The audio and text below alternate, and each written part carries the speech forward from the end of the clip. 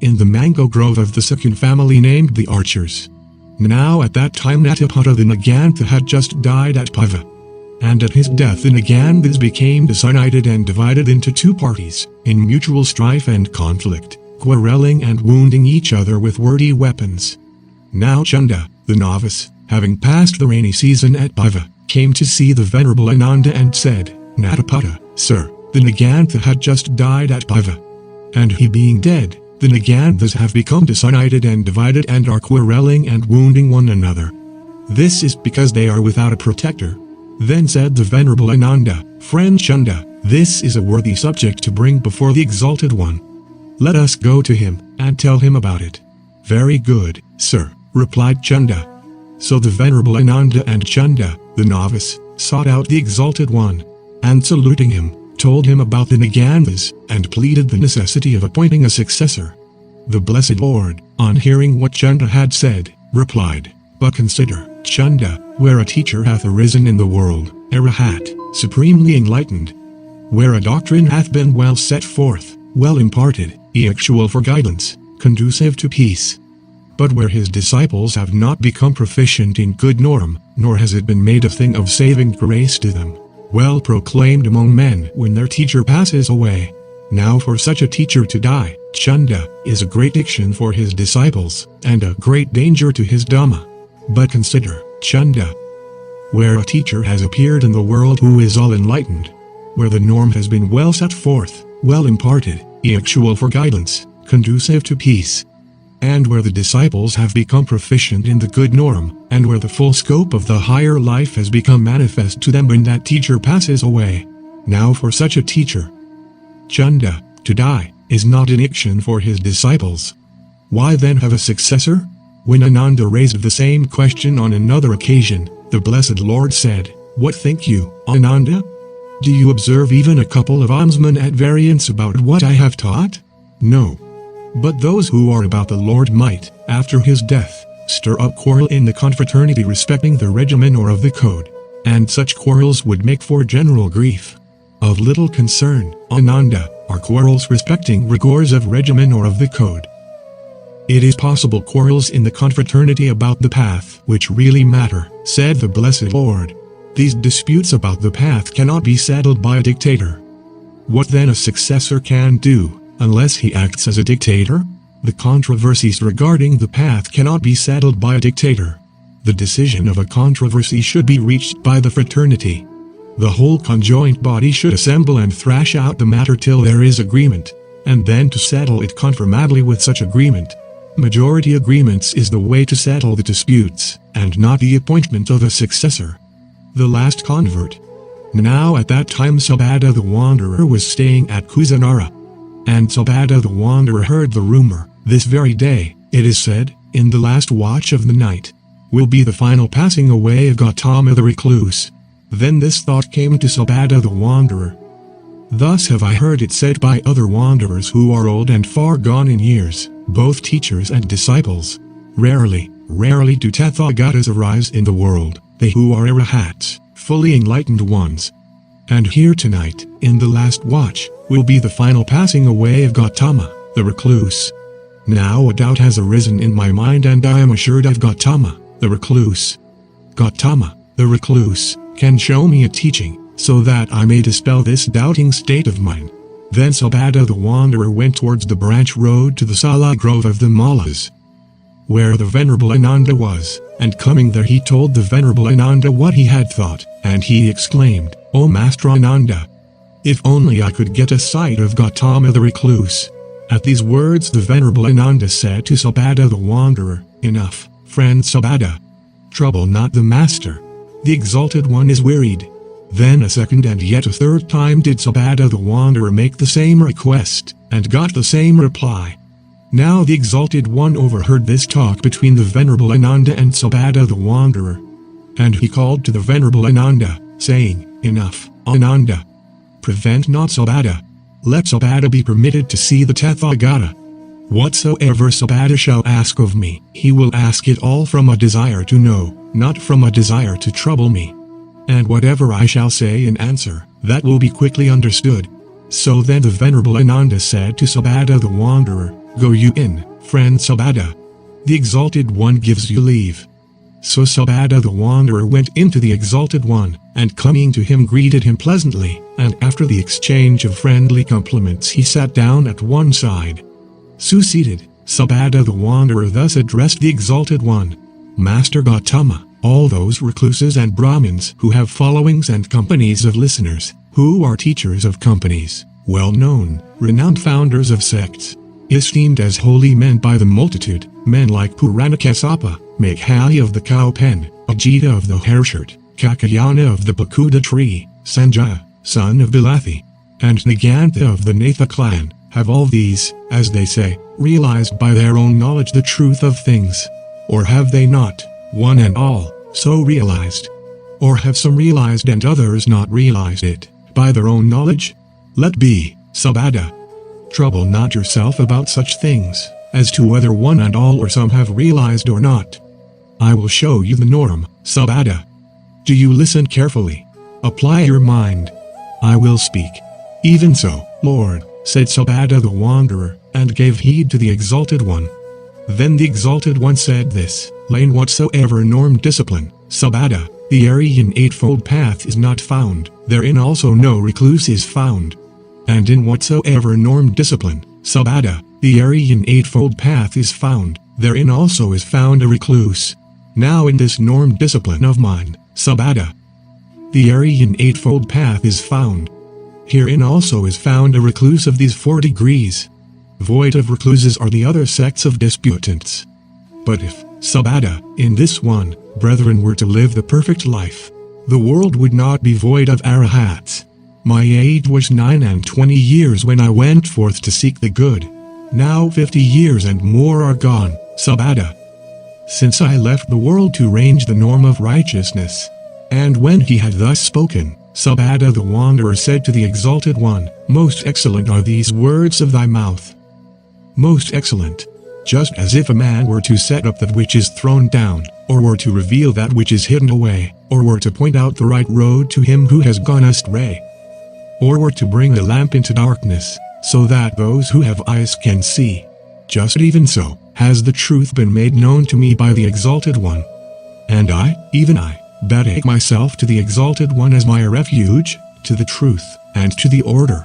Whosoever, Sabada, has formerly been a follower of another doctrine and thereafter wishes to enter the order, remains on probation for the space of 4 months. If that is the rule, I too will remain on probation." But the Exalted One said, "I acknowledge the difference in persons." So saying, he called the venerable Ananda and told Ananda, "As it is, Ananda, receive Sabada into the order." "Even so, Lord," said the venerable Ananda, in assent to the Exalted One. And Sabada the Wanderer said to the venerable Ananda, "Great is your gain, friend Ananda, great is your good fortune, friend Ananda, in that you all have been sprinkled with the sprinkling of discipleship in this brotherhood at the hands of the Master himself. The same is true of you, Sabada," replied Ananda. So Sabada the Wanderer was received into the order under the orders of the Exalted One. He was the last disciple whom the Exalted One himself converted. Last words. Then said the Exalted One to the venerable Ananda, "It may be, Ananda, that you will say, 'Gone is the word of the Master, we have no longer any master now.' But you must not so regard it, Ananda. For the norm and discipline taught and enjoyed by me, they shall be your teachers when I am gone. Now, Ananda, whereas the brethren have the habit of calling one another friend, when I am gone this habit must not be followed. By an elder brother, Ananda, a brother who is a novice should be called by his name or clan name or by the word friend. But by a novice, Ananda, an elder brother should be addressed as Lord or your reverence. Again, Ananda, if the order so desires, when I am gone, let it abolish the lesser and minor charges. You know, Ananda, the brother Channa, how obstinate, perverse and devoid of the sense of discipline he is. And to him, Ananda, let the extreme penalty be applied when I am gone." "What, Lord, do you mean by the extreme penalty?" "The brother Channa, Ananda, whatever he may say, is not to be spoken to, not to be admonished, not to be instructed by the brethren. He should be left alone. It might improve him. Then the Exalted One addressed the brethren. It may be, brothers, that in the mind of someone brother there is doubt or perplexity, either about the Buddha, or about the norm, or the order, or the path, or the way to the path. If it be so, brothers, do ye ask now? Be not hereafter remorseful at the thought, here was our Master face to face with us, and yet we had not the heart to question the Exalted One, though we were in his very presence. At these words the brethren were silent. Then a second time, and yet a third time did the Exalted One address the brethren in the same words. And a third time the brethren were silent. Then said the Exalted One, Maybe, brethren, it is out of respect for the Master that ye ask not. Speak to me, then, as friend to friend, brethren. Whereas those brethren were silent. Then exclaimed the venerable Ananda to the Exalted One, Strange it is, Lord. A marvel it is, Lord. Thus assured am I, Lord, of this order of brethren. There is not any one brother that has a single doubt or perplexity as to the Buddha, the norm, the order, or as to the path, or the way to the path. You speak out of assurance, Ananda. But in the Tathagata there is knowledge of the fact. There is not in any one brother a single doubt or perplexity as to this.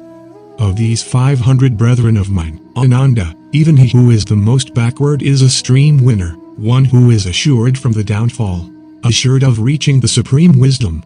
Then said the Exalted One to the brethren, Come now, brethren, I do remind ye, subject to decay are all compounded things. Do ye abide in heedfulness? Those were the last words of the Exalted One. Ananda in grief. As age advanced, the Blessed Lord required a personal attendant to look after him. He first chose Nanda. After Nanda he chose Ananda, who served as his personal attendant till his death. Ananda was his constant and dearest companion, not merely an attendant. When the Blessed One came to Kushinara and rested between the sal trees, he saw that his end was coming near, and felt that it was time he took Ananda into confidence. So he called Ananda and said, And now this, Ananda, at the third watch of the night, in the Upavana of Kushinara, between the twin sal trees, the utter passing away of the Tathagata will take place. And when he had thus spoken, the venerable Ananda addressed the Blessed One, and said, Vouchsafe, Lord, to remain during the Kalpa, O Blessed One, for the good and the happiness of the great multitudes, out of pity for the world, for the good and the gain and the weal of gods and men. 3 times did Ananda make his plea. Enough now, Ananda, beseech not the Tathagata, was the reply. The time for making such request is past. I, Ananda, am now grown old, and full of years, my journey is drawing to a close. I have reached my sum of days. I am turning 80 years of age. And just as a worn-out cart must give way some day, methinks the same must happen to the body of the Tathagata. Hearing this, Ananda left. Not seeing Ananda, the Blessed One called the brethren, and said, Where then is Ananda? The venerable Ananda is gone and is weeping, said the brethren. And the Blessed One called a certain brother and said, Go now, brother, and call Ananda in my name, and say, Brother Ananda, the Master calls for thee. Even so, Lord, said that brother. When Ananda came back, he took his seat by the side of the Blessed One.